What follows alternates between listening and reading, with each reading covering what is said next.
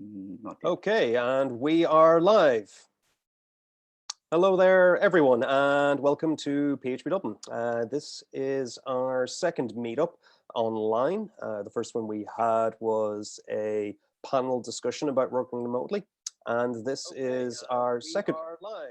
Yep, this is the second one where we are going to discuss microservices with our guest speaker, Junior Grossi. Junior, thanks for joining us. Thank you so much, man.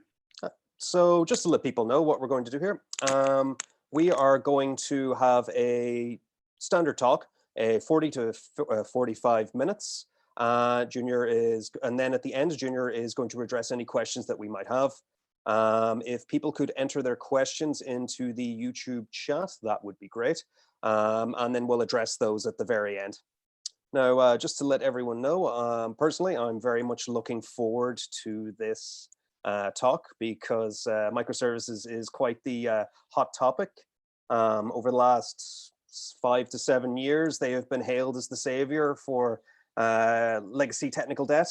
And recently, the pendulum has swung back to actually monoliths being our savior and microservices not being as brilliant as everyone thought, not being the holy grail of development.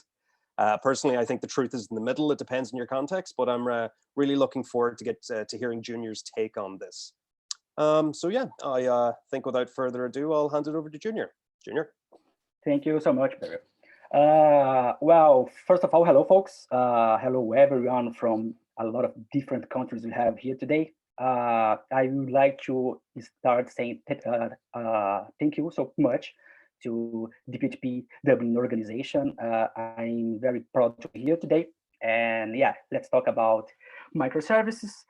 I will start sharing my screen. Let's see if it's gonna work.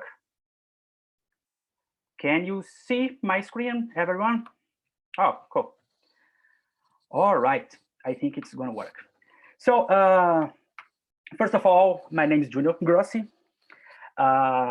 These are the avatars you are gonna find me on social networks. For example, I had another one that was very weird, but I decided to just take off from the slides. But first, just an alert: I am stutter, so sometimes I just for example, stop talking, but it's gonna work. No worries. In the end, it's gonna be good, I hope. Well, I am the creator of the Corcel package. Corcel is a composer package that allows you to get WordPress data just connecting to the database directly, and it allows you to use another application like Laravel, Symfony, etc., and you don't have to deal with the WordPress code base, which is good sometimes. And that's very helpful if you want to take a look. You are welcome. And also, we need help as well. I am former organizer of the PHP MD user group in Brazil. We have around 2,000 members in meetup.com, and last year we had an amazing conference in the end of the year, and it was perfect. So if you are from Brazil, I think it's a very good conference to go. I hope we are going to have another one this year. I love elephants, and I have right now 58. And but this is one of the this is just let's say part of the collection I have that's still in Brazil, and I miss them so much. Yeah, that's it.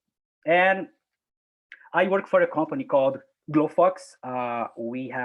We build software for gyms. We used to be hiring, but we are not hiring at this moment. I think, I'm not 100% sure, but if you want to work remotely, we have a very interesting remote culture, and it would be nice. We have people working from the United States to India, so it's a lot of different, for example, for example, culture, different time zones, etc. So it's very nice. My quick life in some emojis here. I am Brazilian, like I said, and I have a wife, 2 kids. And I started working with PHP in 2004. When I was in the computer science college, I had the uh, very funny, let's say, teacher that told us something like this: you have to study, and you have to study a lot. Otherwise, we are gonna end working with web. And here I am, 16 years later. I think I didn't listen to him, to be honest, but I am still working with web and very happy. I run a company for 9 years, an advertising company, and 2016 I decided to leave the company to sell to my ex-partner and start working remotely uh, from Brazil. I was working for a company in the United States and right after the Netherlands. And in the end of 2019, November of 2019, just 5 months ago, my family and I, we decided to come to Ireland, especially Galway, and we came to this perfect weather we have here. And here in for example in Galway, to be honest, is a bit worse, but we are still getting used to it. So let's talk about microservices. Uh, I will be, first of all, sharing what I have learning the last year or so. Like I said, I work for GloFox, and we are using heavily microservices, and we have around, I would say, 15, 20 microservices. Right now, we still have a very legacy API, so we are, let's say, between the migration process. And I will be also sharing what I am learning because I am still studying this subject. So it's a lot, and things are moving very, very, very fast. So talking about the talk, the left part of the presentation is going to be talking about implementation in PHP.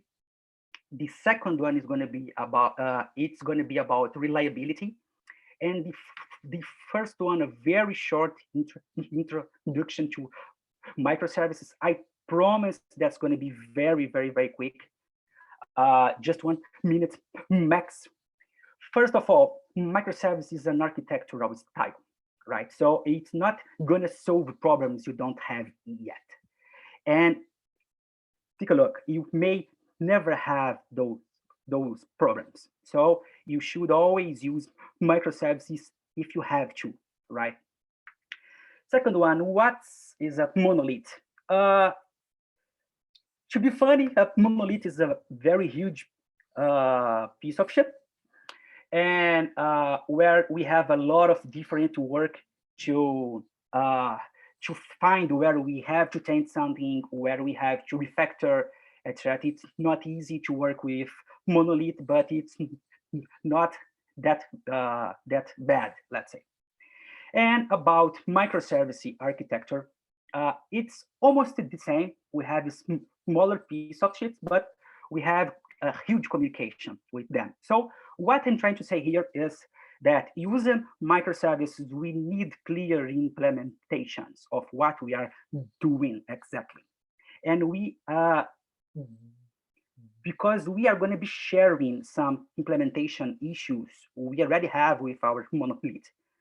So it's not just starting using microservices. You have to think in a very good software architecture to be used. You have to follow good practice, etc. So don't use microservices if you don't need them. This is a very important advice, because otherwise it's going to be expensive for you, for your company, and you are going to start having issues, problems you were not having before, okay? So this is all what I will be talking at first about microservices. Now I will be talking about reliability. It's a very difficult word for a starter. Reliability. So the first topic here, we are going to be covering communication between services, login, responsibility, and productivity, right? First, communication between services. We have sync and we have async communication. Just some examples: sync communications, HTTP request, gRPC connection, etc. Async event oriented, right? This is the, I wouldn't say right way to build microservices, but at least in the front API, it should be the right way. And here I will explain why. Can you see my arrow, my mouse arrow here? I think yes, right? Okay, so perfect. Let's say we have a front end and we are asking for some resource. In this case, we have an API gateway, and we have to do a request to a service A, and we also have a service B in this case. And we have a post request here, we have another get request, and we are receiving response. And the huge problem we have here is that we are holding the PHP process in this blue bar here. So we are holding it because we just need to give the user some feedback or something. So we are not from this part here to this part here, we are not using our CPU, because here we are doing an, for example, IO. So we are not using all the resources we have and how we should be using them. So this is why we use usually async communication. Here we have another guy here. That's a queue. So we receive the request asking for some resource, or for example, just looking for book for a class, let's say, and we just fire domain event to our queue, and we are going to return a true for to the user. Okay, I know what I have to do. Okay, and we are going to have two services, service A and service C, for example, listening to that queue. So we are going to receive the payload here, and here we are doing an HTTP request. No problem, because this is not related to the user anymore. So if we have a successful response, we are going to find another domain event called booking confirm, for example, and we are going to have another service that, for example, responsible just for sending a notification to the user or anything like that. We are going to be receiving another payload with all the required information we have to use. And if the user needs feedback or something, we can just use WebSockets or anything that's lighter, just to get that confirmation about everything. Okay, so in asynchronous communication, a service subscribes to an event and use the data, the payload, to do something. So we have identifier, an event identifier, and we have the event payload. If you work with Laravel, for example, it has a very interesting approach here. We use the class name as the event identifier, and we serialize our event class as a payload. So when we have our Laravel instance running in the CLI, we are gonna, for example, listen to the event. We are gonna know what's the event class we should instantiate, and we are gonna have all the information we need for that event. So we can start calling all the listeners we have. It's a very nice approach, by the way. So the second one, talking about reliability, about logging. let's suppose we had a notification from a user that's not receiving the booking confirmation, the notification itself. So we have a problem here. This service here is receiving the information from the queue. So this should be where we send the confirmation to the queue. We fire the event in this case. So we have a problem in the service uh, B in this case, but the service B receives a request from service A, and service A is listening to another event in the same queue or other one. And so what I'm saying here is that we should log everything in red here because it's very important to track when we have some, for example, the bug or anything. So don't skip on logs, right? Log all requests sent and received, all responses sent and received, all data from fired events, from received events, and log all important decisions you have. We are talking about different services. So sometimes this is the only way we can ensure that we are receiving the correct information or sending the correct information to the queue, for example. So with microservices, logging is like a very close friend you have. Don't skip on logs here. This is an example how we are using logs. This is not real data, just to advise, but so we are logging what is the event, what is the, for example, user, and if we received an event, if we publish an event to SNS, we are using AWS, SNS, SQS, and all the important decisions we have. For example, here we have a very important validation here. So log everything you can, believe me. Responsibility. I will be very quick on this. Each service needs a reason to exist. It's allowed to duplicate code, but not data. Want to have some data? Ask another service for it. You know what's the user ID or what's the membership ID, whatever. So, and think twice before synchronizing or copying the data. Why? You will not have a source of truth. Okay, it's going to be hard to find which service is going to be responsible for that information you are looking for. What to avoid in this case? Two or more services sharing the same database. This is a very big problem, and this is very big. This is very, very, very common.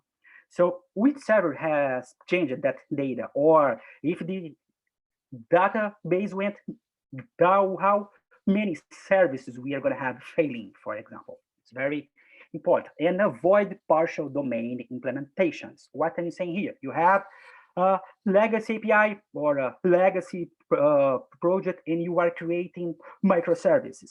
If you are going to extract a microservice, make sure you have all the logic about that domain or subdomain you are moving to the microservice. So otherwise, you are going to keep having the same old code in your legacy implementation. Okay. Productivity. Avoid the language soup. Pick 2 or 3 max. This is a very common problem. You hired John. John is very good in PHP. He starts a new service in Scala. Okay, cool. But he keeps maintaining that service, which is good, but John leaves the company. And you need an hour PHP and a Scala engineer. So it's going to be hard to find sometimes. And this happens, and we should avoid that. And use similar software architecture and patterns, design patterns. It's easier to move between projects, easier to move between languages, even though I'm not very familiar with, for example, JavaScript, Python, Ruby. It's going to be easier for me to understand what the microservice is doing if I have a similar architecture in all the projects, or at least I said similar.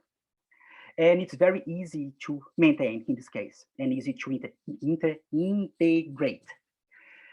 So, and share process along service. Share your, for example, your Git conventions flow. You are using GitHub Flow or just Git Flow.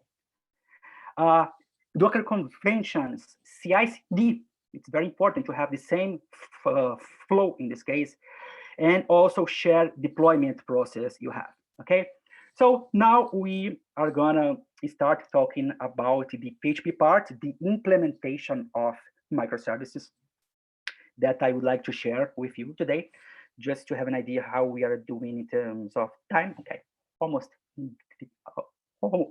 half of the talk. So what we are going to be covering here today, what are the topics? Software architecture, design patterns, and execution. That's a very important topic when talking about PHP. So software architecture. We need something flexible to our services. We need something organized, and we need quality. Also, we need power. Uncle Rob, I think everyone here knows about him. That's Robert C. Martin.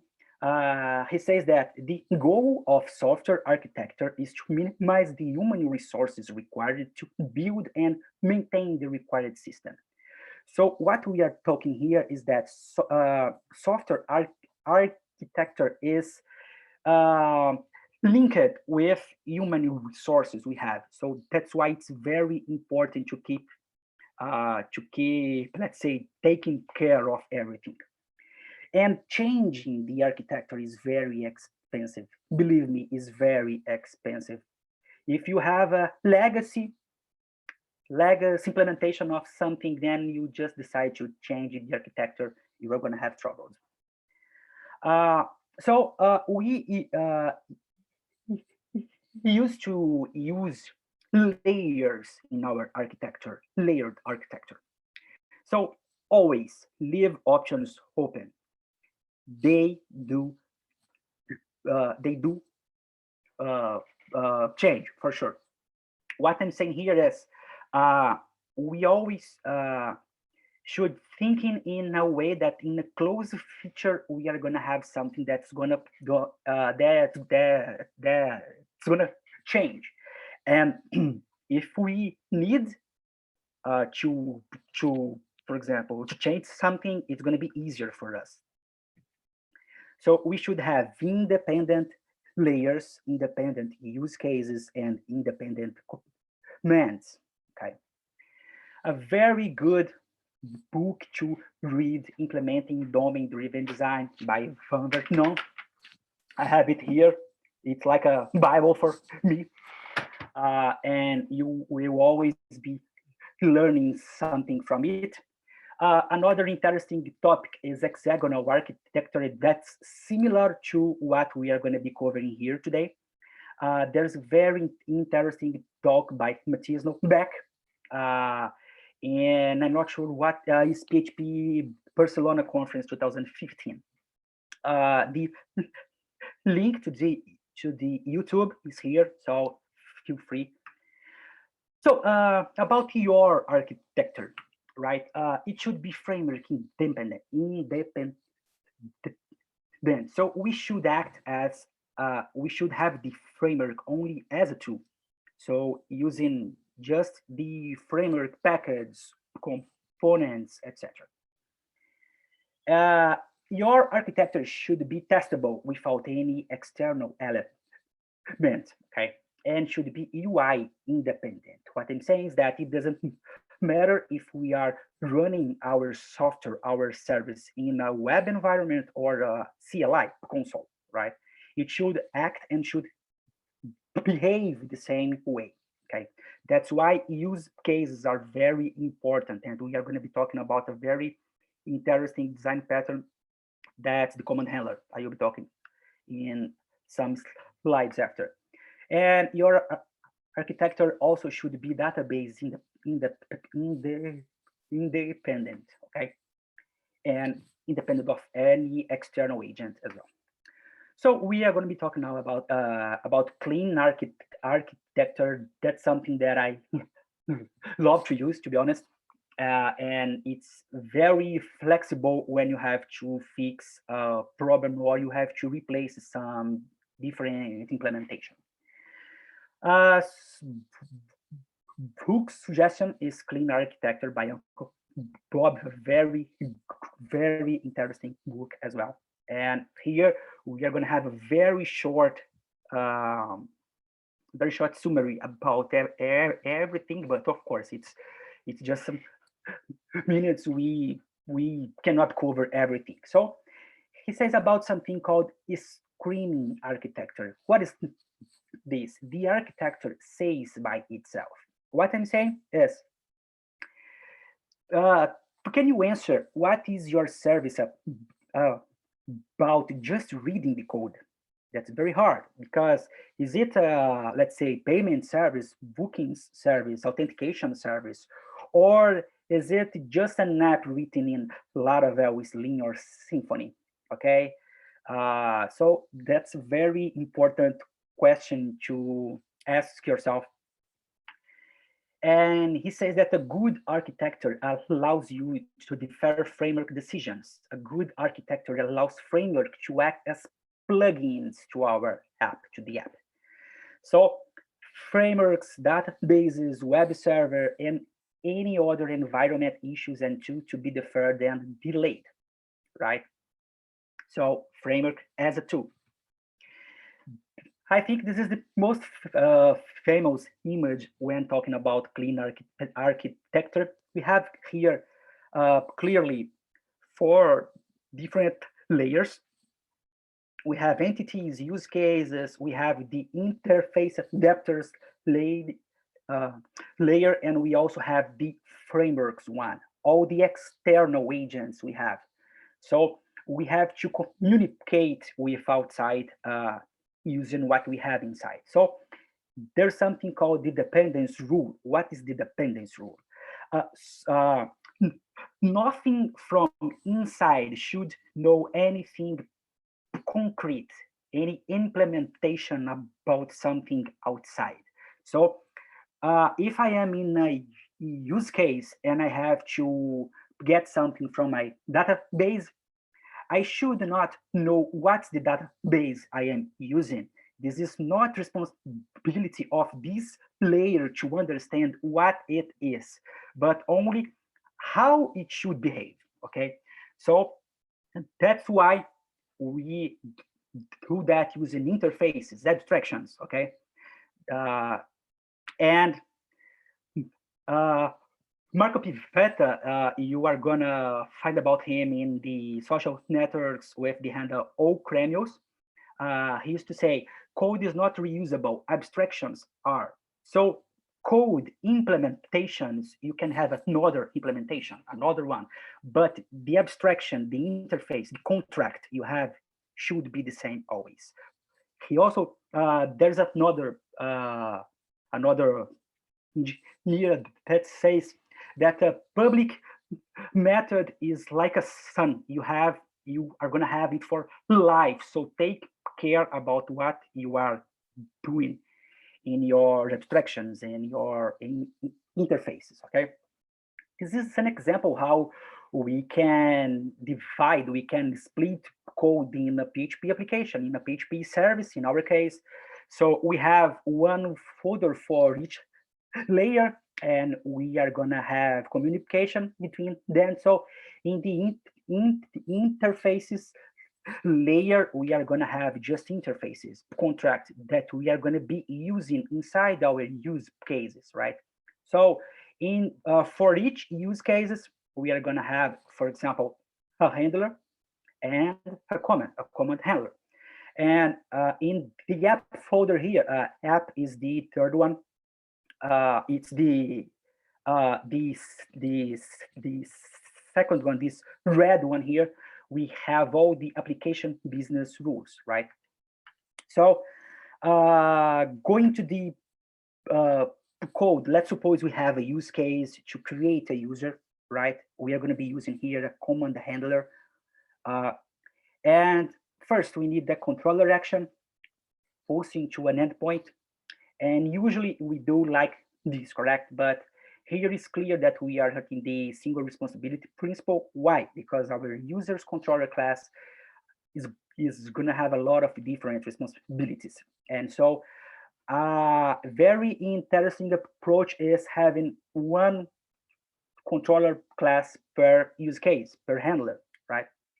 So in our case, create user controller class is a very good one. So we have a handler that we are receiving as dependency injection here, and we have just a single action, a single public action in our class. That's why this class is invocable.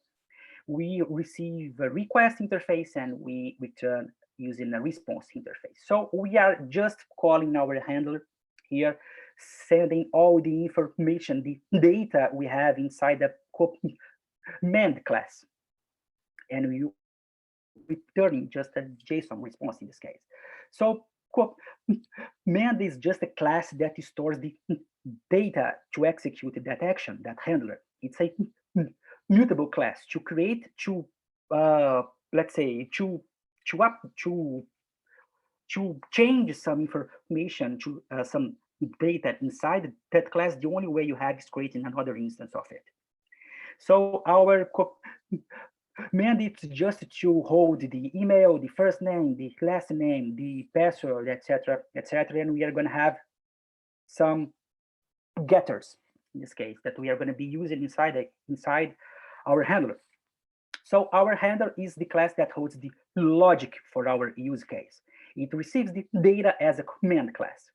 So it's huge here, I know, but it's we can understand. So we have the create user handler class, and we have the handler method only. We receive a command that's holding the data we have, the email, the first name, the last name, and in this case, I have a user repository interface as dependency injection and also a password encryptor interface. What I'm saying here is I don't know if I am using MySQL, Mongo, Postgres, SQLite, or anything.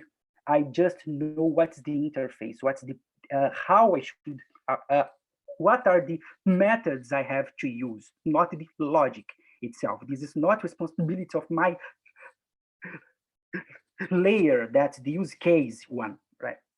So in here we encrypt the let's say password, and we just add that user entity to our user repository. Okay. Again, I don't know if it's MySQL or anything.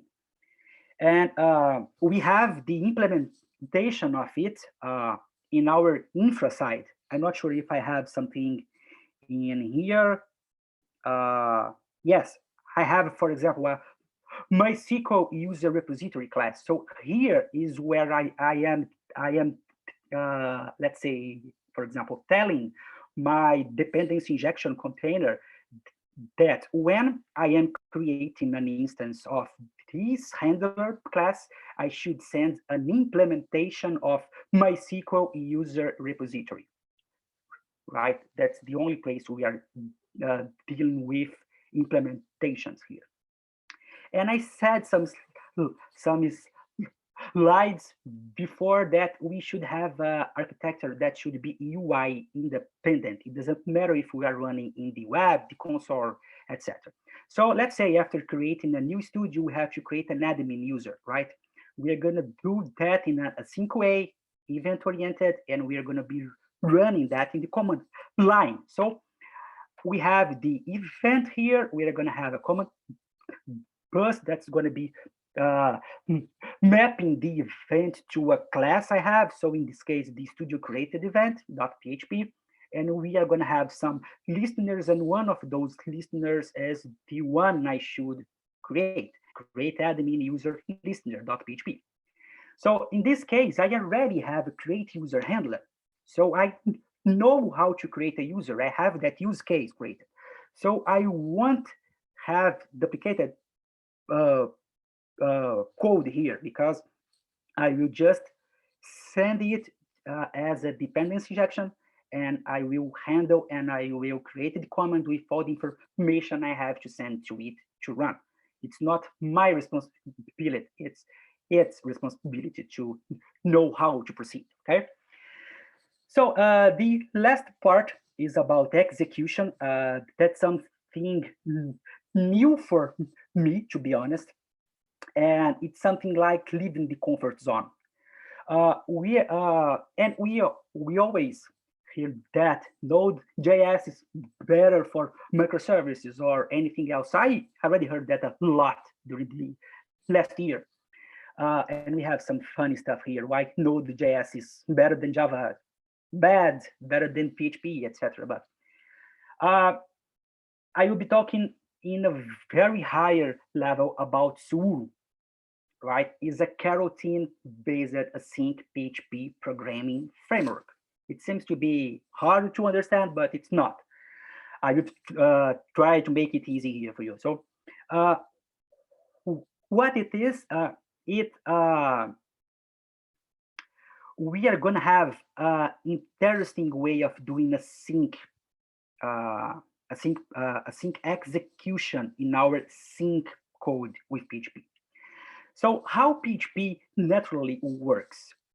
If we are using, for example, PHP, FPN, NGINX, etc., we are going to have a blocking IO way. What is this? We are going to have some, let's say task I have to do, and I have to wait until that task is finished. After, I'm going to start another one and another one. So it's sequential, right? So we have in color green here, we have the CPU, and in color red, we have the IO. So what is the difference when we are doing non-blocking IO? That's how Swoole do and how Node.js works as well. Remember, it's Swoole, it's not Swagger. Swagger is for API documentation. And so how it works, actually, we have a CPU part here. We have to execute inside the, let's say, the CPU core. And when we have some action that's an IO, for example, HTTP call or a database call, or we are gonna doing another, for example, actually, what is IO? That it's everything that is not CPU. So everything that's happened outside the CPU is IO in this case, in theory. So here, when I finish the CPU part, I already started working on the next one. So I am using all the resources I have, right? I'm not just, for example, waiting to the IO to finish, to start working on something else. So this is how it works. We have a short period of time in this case, and we are doing more things. So this is one of the reasons people say that Node is very interesting, because you can have a backend and it's going to be non-blocking IO. It's how it works. But we also have this with Swoole. Okay. How to install Swoole? Just install it as a PHP extension. It's written in C, C++. So pickle install Swoole. And we are going. It has built-in async, coroutine support, and multiple threads IO model. What is coroutine? First of all, it's a set of code. Let's call it a component that's it can stop an execution and, for example, resume it when it for example, once. So in here, if we have this coroutine here, it's going to be, let's say paused until we have the IO response, and we are going to switch context to another coroutine to start another one. And we don't have to use, like in Node, the async await stuff, because it's built in. We are going to keep writing our PHP code in a sync way, but the running how we are running our, let's say, for example, task, it's going to be using async communication. So we have a lot of things more than Node in this case. I will be explaining, for example, like I said, coroutines, and this guy here says that Swoole is Node.js for PHP, but don't write. Okay. So how it works, actually, we have a master process, and we create some reactors. What's a reactor? It's a worker that's responsible for network connections, okay? So we have some network connections coming, and we have each worker here. It's going to receive a request, and it should return a response, okay? So we are going to have this network input here. We are going to transform to a request, and we are going to send it to one of the workers we have. What is a task worker? If we have something that we are going to hold for a long time, we could use a different worker to avoid blocking the workers we have. That's also called web workers here, with something that's going to take longer, right? So this is how it works. We have the Swoole server, right? That's our main process. We have our reactors here in this part, green. We have the manager, and we have a set of workers, web workers. If your CPU has 4 cores, we are going to have 4 workers in memory. So we are going to have 4 copies of our PHP application in memory, running in 4 different cores, right? In 4 different processes. So that's why it's multi-threading. And usually how it works, we have to create a PHP process, let's call that way. We have some initialization framework, etc., etc. We are going to execute some task, and we have to clean up after. How Swoole works? Each web worker is going to be responsible for just to execute the action, for example, task itself, right? So that's why it's very fast, very, very, very fast. Some advice: use it for new services only. Please, it's not a good idea to use that for that legacy API you have because of some problems we can have. Some common pitfalls using this approach: variable scope, dependency injection container. So for example, singleton.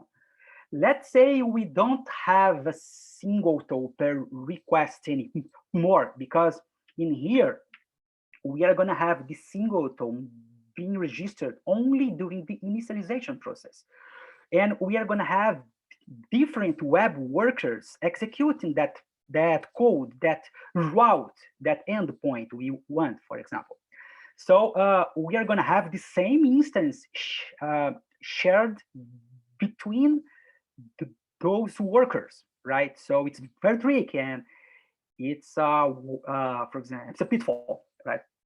So take care of that. Some people like me, we used to do some caching memory using for example, static variables or even instance variables.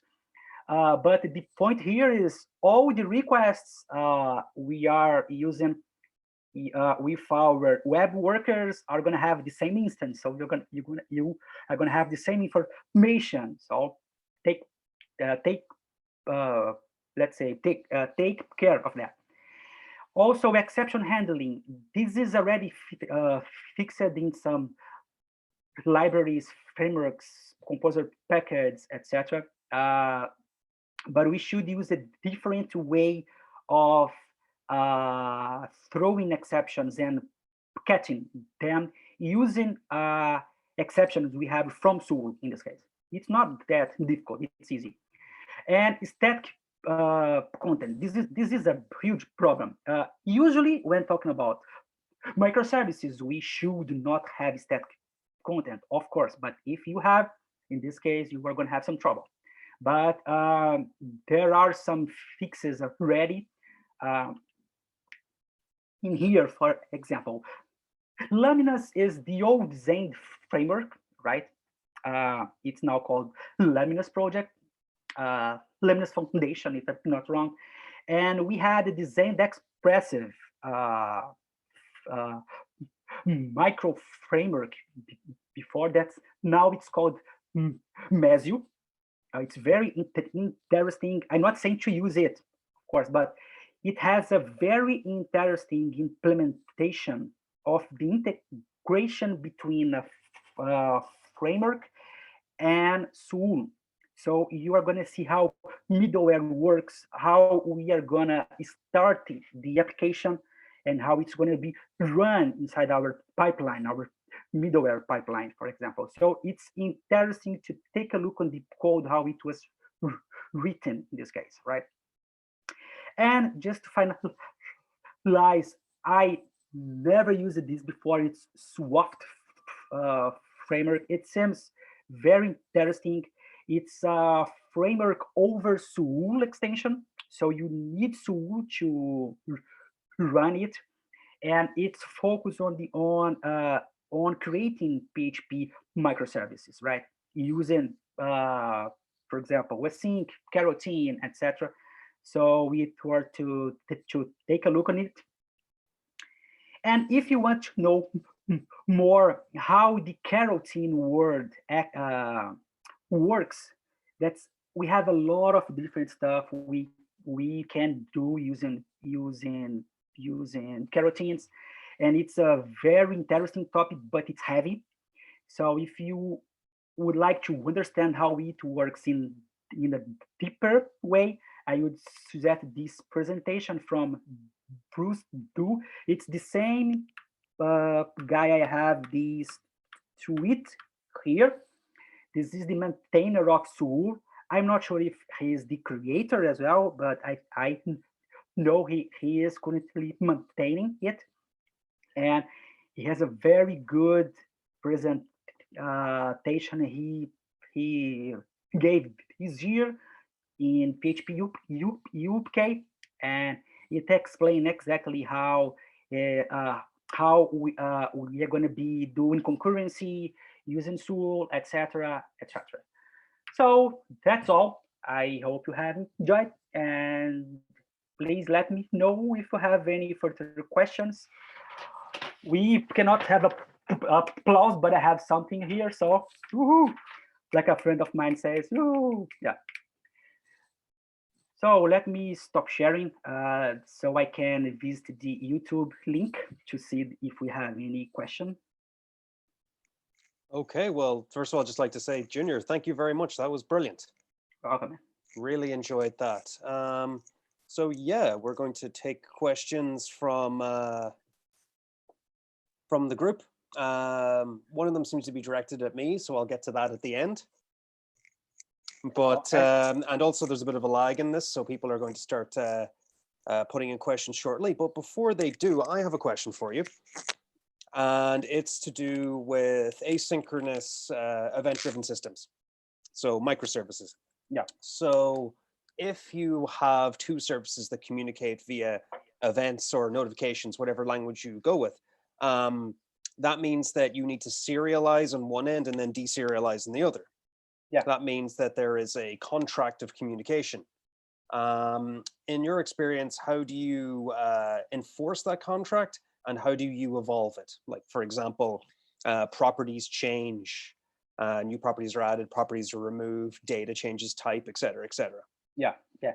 That's a very interesting question, actually. We have right now different repository just to hold the domain events. So we have for each one, we have the, for example, the identifier itself and the for example, the payload, let's say, interface. So, and we used to use the same library we have in let's say in both sides, the caller and the receiver, right? So we ensure that we are using the same interface in both cases. And also, this is difficult when we are dealing with, for example, testing.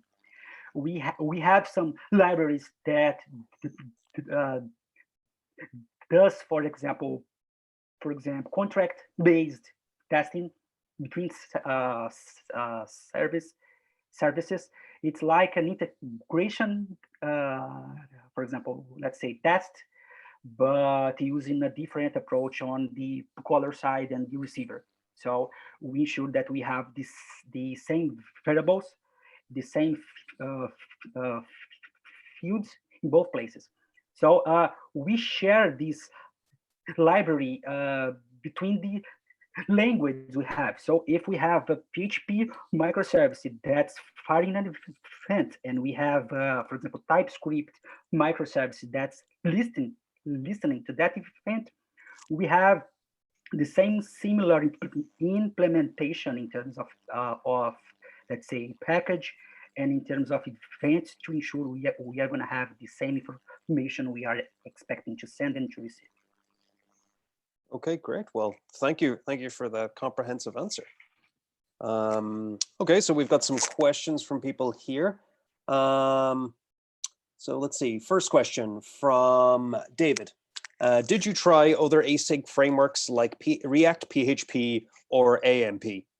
Yeah, I already worked with React PHP in a pet project, and it works well. What I found is that the way Swoole handles the, for example, processes in terms of let's say coroutine component, we have a better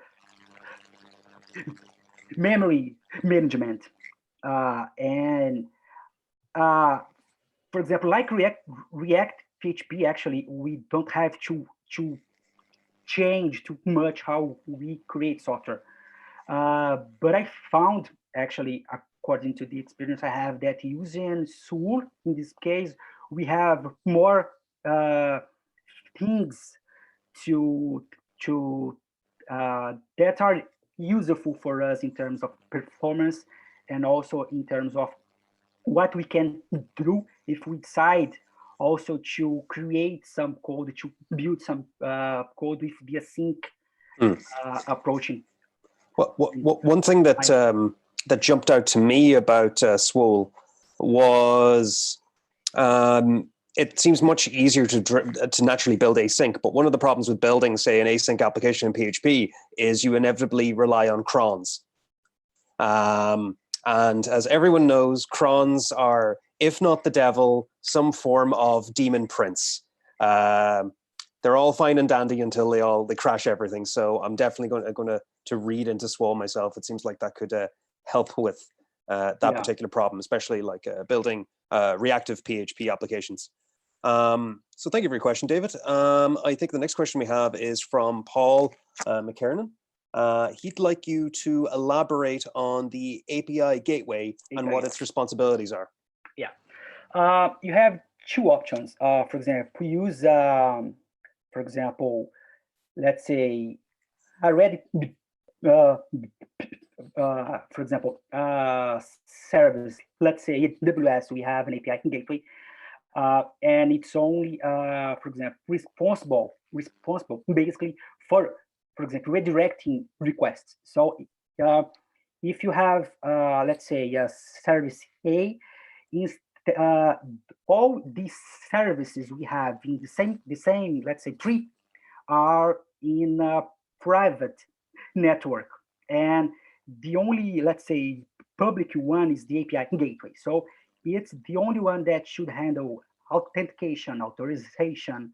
And if we arrived, and for example, endpoint connection inside our API gateway, we are safe using, let's say, AWS infrastructure to call all the other private services we have, and we don't have to deal with authentication again, etc. It's easier to maintain those private services instead of having all of them having, for example, public interfaces, endpoints, etc. So it's something like the API that's going to receive everything and start calling different services, etc. Okay, great. Thank you for that. Okay, I think we got another question here from David. Have you used Swoole with SOAP requests? And if so, Never. what's your experience? Yeah, SOAP, that's bringing it back.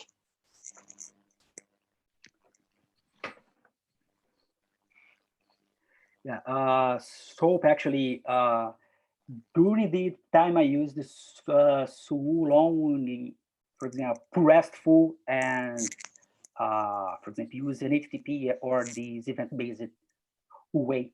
Yeah, but that's all. Okay, cool. And I think I think I had another question from this. So when you were talking about logging, yeah. So one of the things that naturally is that you log everything that you can, but there are certain pieces of information that you shouldn't log. For instance, email addresses or password hashes. So do you have any advice on that? Like, how do you ensure you're not logging in information? How do you build those rules? Are there any tools for that?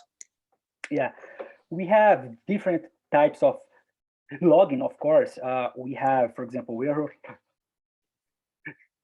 logs, info, debug, etc. And when we are dealing with, for example, something that's important to track a bug or anything, we used to use a debug one, and we only enable it when we have to verify something, let's say. So we have some different implementations of logging, and we, for example, we act as a login, like a handler, like a service class. So we make sure we are not sending, for example, restricted or sensitive information when we are calling that login. So, for example, that logger class, sorry. So if we have, let's say, a class that's responsible for logging, when we have a user logged in, we are going to not add sensitive information to it, and we are going to ensure that we have what we should expect only. Okay, great. So thank you for that.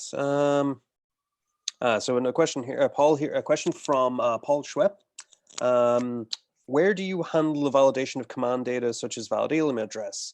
Because that's a good question, because I noticed in the example code, you were taking the properties directly from the request object and there wasn't any validation happening there. And then you were getting those values back out.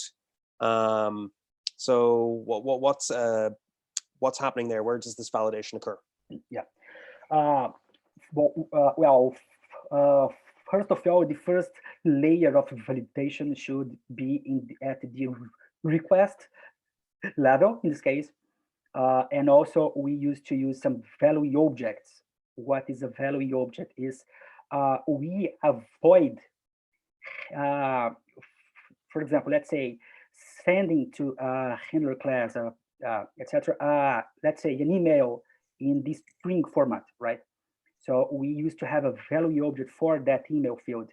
So when instead of receiving, for example, just a simple string that should be anything, not only an email address, we receive an instance of email that's a value object that holds the information, the email inside of it. So when we are instantiating that class, we had some validations in terms of runtime calling. So we, for example, ensure that if we are sending, let's say, a parameter that's an email instance, we are gonna have an email, right? It could not be, for example, an empty string. it should be an email. So we have these two different layers of validation, the request one and inside our value object, for example. Okay, great. I think that answers that question. And yes, value objects are fantastic for guarding against invalid data. They are a super design pattern. Yeah, for sure. We also have a question here about also how do you handle translations? That's from Paul as well. Yeah, well, I say how we handle translations in Glowfox right now. We have some keys that we return in the backend, and we have, let's say, a repository service that's, for example, responsible for storing all the matches, all the keys in different languages you have. If I'm not wrong, we are localizing to 14 different languages, 13 or 14 language. Yeah. So according to the studio configuration, we fetch the correct dictionary on that language, and our front end side, for example, mobile app or our for example, Angular project, we are responsible for matching the key and doing the output to the final user using the correct translation in this case. That makes sense, because I've at another meetup where we had a discussion around translation and error messages and reporting, and it realized that it was beyond the scope of the single service. So they ended up creating sort of like a central repository that represented the different translations, and then the actual systems themselves would return like identifiers or keys, so it could go look up that information. So it seems like it's a common solution to it anyway. Yeah. Actually, our dictionary solution right now is inside our legacy API. We have plans to the next quarter to extract it to a separate service that's going to be easier to handle and to manage. Okay, well, you've led me into a question that I wanted to ask as well. So you're currently working. There is a legacy API. Yeah. And one of the problems I've seen with people with microservices, they try to sidestep their legacy. But since that's the core value, it's delivering core value to the company, you can't sidestep it. You have to address it for what it is. So would you have any advice for people on taking a legacy application and extracting it out into microservices? Yeah, for sure. Well, the main problem I see is when we keep depending on the legacy code to do something. So I think I had some slides about responsibility of the service itself. So we should avoid having partial domain implementations. So, for example, a problem we have is we have a microservice that's not a microservice anymore, is a service that's responsible for handling all the, let's say, the memberships we have, membership subscriptions, etc. And we have different, let's say, types of membership. But this service, it's not yet responsible for all those types of memberships. Mm-hmm. We still need to reach the legacy API when we have a membership of type X. So we cannot remove this code from the legacy API, and this is very complicated because we have the feeling that we are not moving forward, right? So we have a service, but we are still depending on legacy implementation of something. So the advice is make sure if you are going to have, let's say, a bookings service, or let's say payments service, your legacy code, your legacy API, your monolith is not still responsible for, let's say, part of that sorry, that logic. So if it's necessary to have another microservices to take care of all those different types of memberships. For example, this is going to be responsibility of the memberships one, not the legacy API, right? Mm-hmm. Okay, well, thanks for that. Okay, so looking at the channel, I don't think we have any questions. And if it were up to me, I'd just keep questioning you all night, but I don't really think that's fair. No bother. So we have a question actually wondering if the code example you showed there, if that exists anywhere. Do you have a link to that? No, actually, no. It's just locally, but could you I share think I have. Yeah, could you share the slides link? Maybe we could share Sure, that with people. I have speaker deck. My handle is Junior Grossi. I will be sharing the presentation on my Twitter. My Twitter is Junior_Grossi. If you want to follow me, it would be my pleasure. And I will be sharing the slides there for sure, or this evening, or probably tomorrow morning, I think. Great, that would be great. I think everyone would appreciate that. Sure, contact me. Oh, okay, well, Junior, thank you very, very much for talking with us. That was brilliant. I think everyone watching at home enjoyed that, and some great questions from the audience there, which is fantastic. So yeah, just like to say thanks to everyone for attending. Thanks to everyone that helped organize this. Thanks to Junior for giving such a great talk. And to anyone that would like to give a talk in future or has a topic they'd be interested in us discussing, feel free to reach out. Just drop us a message either on our meetup page or on Twitter or anything. Yeah, and I think we'll leave it at that. So yeah, see you everyone. Okay, thank you so Bye-bye. much, folks, for the opportunity, and hope to see you soon. See you soon, everyone. Okay, cheers, bye-bye.